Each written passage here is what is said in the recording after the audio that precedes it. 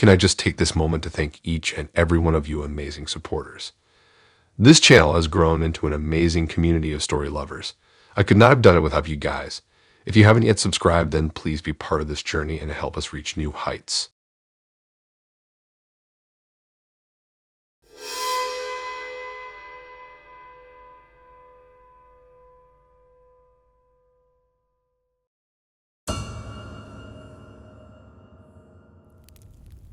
Another Friday night playing delivery driver to scrape together some extra cash. Pulling up the old DoorDash app, I feel a little rush getting a ping so quick. I know, carting around other people's takeout ain't exactly glamorous. But hey, beats washing dishes or slinging burgers, if you feel me. At least I can blast my own music and just vibe instead of rocking some suffocating fast food uniform. The order pops up for a KFC run. Nothing crazy. Just a standard bucket of bird bound for the shadier side of town. I check the drop-off location and grimace. It's those dingy brownstones down by the abandoned mattress factory where they found that, let's just say the area's reputation ain't squeaky clean. Even in broad daylight, that block gives me the heebie-jeebies. Once the sun drops, whole different breed of shadows come crawling out. Not exactly prime real estate for someone mostly new to this delivery house like me. But money is money, and tips be poppin' on Friday nights, so I suck it up and head to retrieve the order. That signature KFC aroma wafts up thick soon as I crack the hot bag open. My stomach rumbles traitorously. Dang, that crispy chicken smelling too good. Focused though, I remind myself, securing the bag on my passenger seat. This ain't my grub to snack on. Gotta stay professional. Cruising as slow as I dare through early dusk, I find myself grateful when I arrive for the extra light still hanging on. The street itself feels eerily still compared to the rest of the bustling city at this hour. Most of the lampposts are busted out too, leaving huge swaths of sidewalk drenched in shadows. Perfect atmosphere for an old-school horror movie. A parallel park half up on the curb outside the drop-off address. It's a squat, featureless brownstone wedged tight between other equally sad-looking structures. Peeling paint, luckless little dirt yard, the whole block giving off mad, gloomy, left-behind vibes. As I walk up the cracked steps balancing that telltale food bag, the itchy sense of being watched pricks my neck. I ring the doorbell and glance around, but don't catch any signs of life stirring. They're probably just running late, I mutter to steady my nerves. Brand new night delivery drivers ain't exactly renowned for their unshakable courage. Guess that's why it tends to be a high turnover gig. I awkwardly shuffle in place as the minutes tick by, debating if I should just bail. But the app says I gotta wait at least 5 minutes before giving up. And my desperation for cash decidedly outweighs my fear of lingering alone after dark in this neighborhood. Just as I talk myself into leaving, footsteps pound up hard behind me. Before I can spin around, someone snatches the food bag clean out of my hands. I catch the tail-end glimpse of a scrawny teenager booking it toward the nearest alley. Oh, hell no. I bellow, tearing off after him. Blood roars in my ears, that primal fight instinct kicking into overdrive. I'll be damned if I let some punk mug me on a drop-off. My longer legs quickly eat up the distance between us. I latch onto the strap of his hoodie and yank back hard. We both go sprawling into the trash-strewn alley. He shrieks and attempts to scramble back to his feet, but I block his escape path. Up close I can tell he's just a hungry-looking kid no older than 14. Wild haymakers start flying my direction while he spits enough curses to make a sailor blush. I dodge what I can and use my size advantage to corral him against the alley fence when he tries slipping by Raid's fly as we scrap it out behind that dingy row of townhouses. He's clearly scrappy and desperate. Seriously, dude? I pan out-winded from the scuffle. You're jacking chicken from delivery guys now to get by. He gets right up in my face, scrawny chest puffed up trying to stare me down. I meet his scorching glare steadily, vividly reminded of my own teenage years, putting up a tough front to mask utter terror at what the future held. We breathe harshly in tandem for several taut minutes, the echoes of our struggle still ricocheting off down the narrow passage. Eventually the fight seeps out his corded shoulders. He loses several inches in height, sagging back small in the drivel again. Call me soft if you want, but seeing the utter defeat hollow out his young eyes sparks my empathy. I snatch out the now dented KFC bag and shove it back toward his bony chest.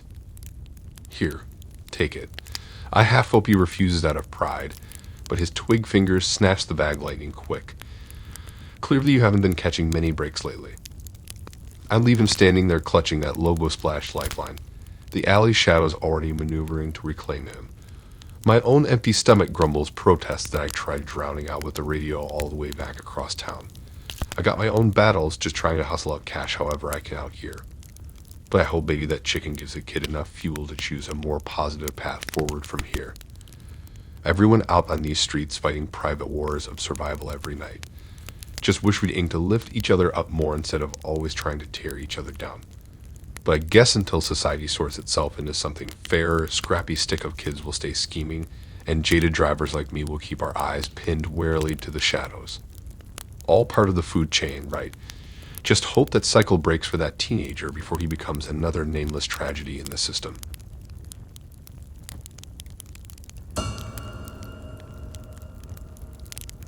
A late-night food delivery takes a turn when I discover my customer is inconveniently dead. Just another night hustling dinner to strangers to pay rent right. Pulling up to the little brick house after a long shift, fatigue starts catching up with me. I stifle another yawn and grab the thermal bag loaded down with classic diner grub ready for the taking. As long as this dude tips okay, I'm golden pony boy. I love the heavy bag up the front walk, careful not to jostle the coffees perched on top. Setting it all on a welcome mat to free a hand, I straighten up and press the doorbell. Muted chimes echo inside as I step back to wait, rolling my neck and shoulders. Dana's new foam mattress wreaking havoc on my spine lately. Bad enough delivering food all day contorts me like a circus performer without a sore back on top of it. But no footsteps approach after a couple minutes as I start to twitch impatiently. I knock loud enough to wake snoozing homeowners 3 houses down, to no effect. Raising up on tiptoes, I squint through the old-fashioned diamond glass pane by the door. Weird, most porch lights are still off like nobody bothered heading downstairs yet this evening. Bet they fell asleep early and missed my texts, I mutter under my breath. It wouldn't be the first time. Delivery instructions said leave the food, so really I could just bail without crossing paths if they're passed out. But something about the shadows pooled beyond that rippled glass strikes me unsettling this time. I peer closer, nose practically mashed up on the dusty pane now. The entryway remains still, but at the end of the hall it almost looks like. Is that a pair of legs I spot? Cocked at a real awkward angle too, like mid-topple over the back of an armchair or something. My pulse kicks up a few notches. I pound the door again, yelling hello. Delivery driver out here, everything cool. The legs hadn't so much as twitched. No signs of anybody moving within at all, actually. That icy chill sweeps down my neck that's got nothing to do with the night air. Maybe dude just got ultra blazed and racked up hard.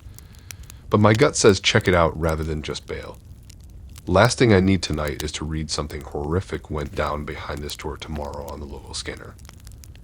I tap out those 3 magic digits to access compassionate public resources.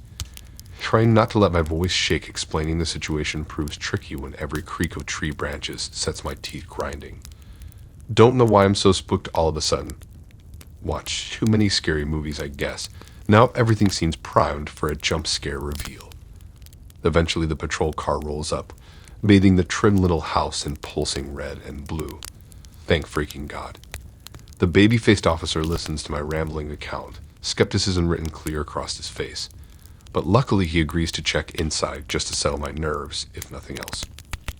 One swift boot heel to the door jamb later, we creep into the stale darkness. My eyes automatically find the toppled figure slumped half behind that floral armchair. The awkward angles of his limbs definitely don't line up right.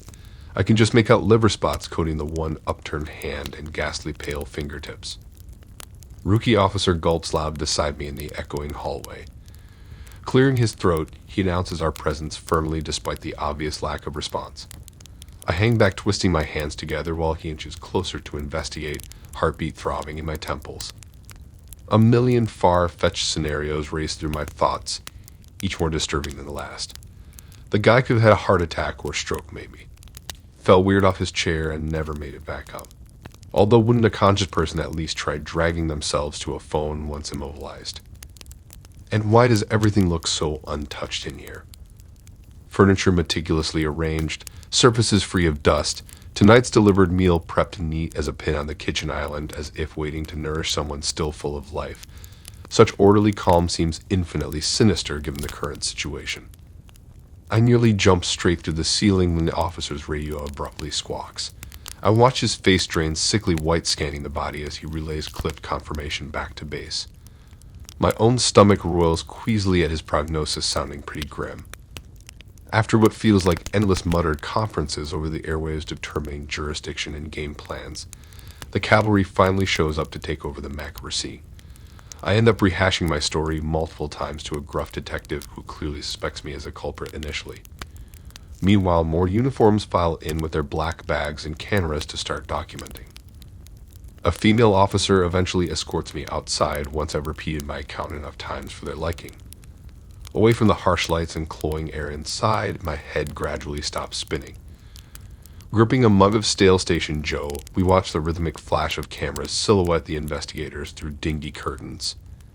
I get its procedure, but still I resent the suspicious side-eye when I was just doing my job. Not like the dude shared his imminent demise plans with me beforehand or anything. Eventually they load the body away and release me back into the dark, swelling with questions. My traitor brain can hardly stop analyzing little oddities now. Why order enough hearty diner fare to feed a crowd if already at death's door? Who even requests contactless delivery if unable to physically receive it themselves? Did I misread important clues that might have changed the tragic outcome if handled differently? Wrung out mentally by the time I sputter home, part of me regrets not just walking away earlier. What difference did it even make raising alarms when clearly that guy was already too far gone? Now I get to dissect whether a simple welfare check might have spared someone from expiring utterly alone behind a polite facade. And no matter how much I justify all the logical reasons not to linger at customers' doors, I know future late-night deliveries will leave me scanning windows more closely for signs of trouble within. Just hoping what I find moving forward resembles life instead of that awful stiff anonymity of sudden death behind closed doors. TGIF, am I right? The old corporate grind finally done for the weekend. Don't get me wrong, crunching inventory numbers pays the bills.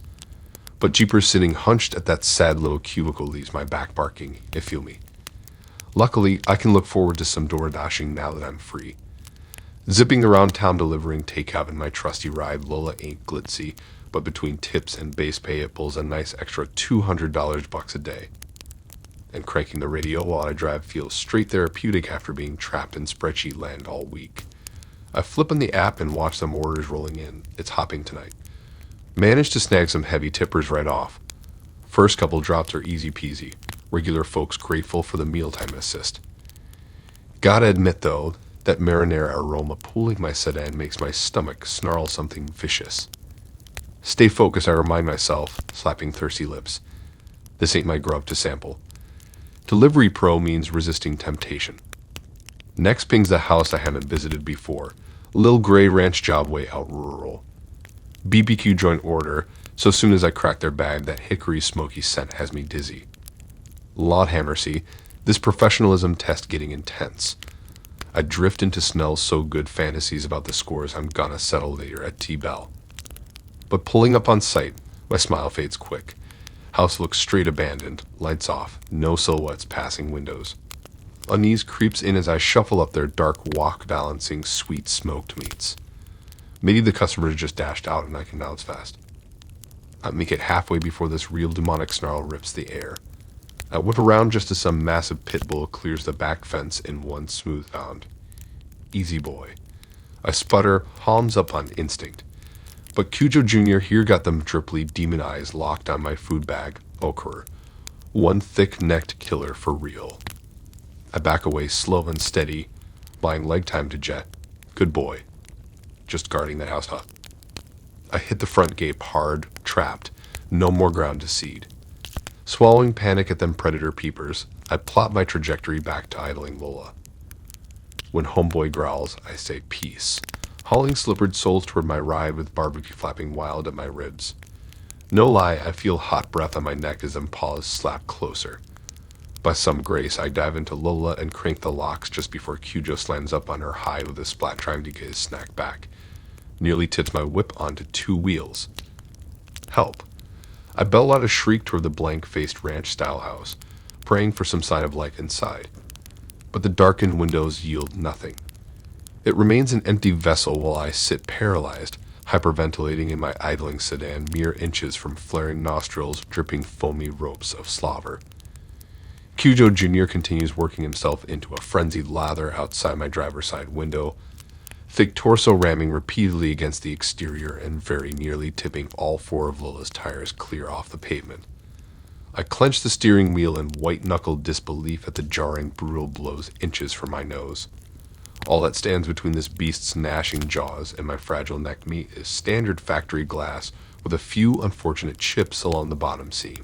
The bloodthirsty pit bull snarls viciously, while his claws scrape and slither across the exterior paint job, no doubt leaving mangled tracks down poor Lola's paneling.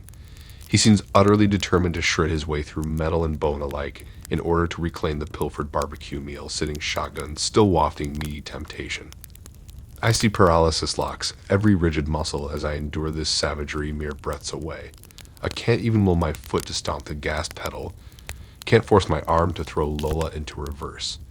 The entirety of my world, my very survival, depends solely on that shuttering window withstanding the assault. Time stretches into tortured infinities watching ribbons of drool puddle and drip in viscous streaks along trembling glass. Cujo continues ping-ponging the full brunt force of his bulky frame against my car, snarling threats that resonate clear down to my quaking marrow. His frenzy seems to only mount the longer access to my meat backflush evades him. The rational part of my brain screams to peel out, escape while Lola's frame and various arteries remain miraculously intact. But still my traumatized synapses drown in fight or flight signals, immobilizing functionality. My vision tunnels hazily till all reality condenses down to snapping jaws, bloodied spittle, merciless eyes reflecting the meal so near yet just out of reach. Every shrieking nerve ending braces for that first spiderweb shatter signaling the end, for the explosion of gnashing teeth, sinking deep into pliable wrists and ankles. Perhaps Cujo will push his muzzle even past the jagged breach to devour me whole, pulling my remains through in stringy visceral ribbons, if that's what it takes to conquer me. And all while that little ranch house continues to sit oblivious, an inanimate courtroom for the bloody carnage unfolding at its threshold. Not a single light signaling hope or intervention from whatever human may dwell within. Just endless dark silence presiding over my abortive final delivery. Never before has a structure seemed so sinister in its very neutrality than in this moment. Emma avoids Sunset Ranch until I'm assured Cujo got enrolled in some serious obedience classes. But even Milk Bones might not sway that one once he get a taste for outsiders. From here on, though, triple-checking fence backyards gonna be part of my standard arrival protocol. 'Cause not trying to get caught slacking by territorial tail-waggers no more. These pizza pockets definitely staying far away from strange teeth towns out here. Thanks for listening in. If you like these stories and want to hear more, then please subscribe and like and support this new channel. We have more stories for you to listen to.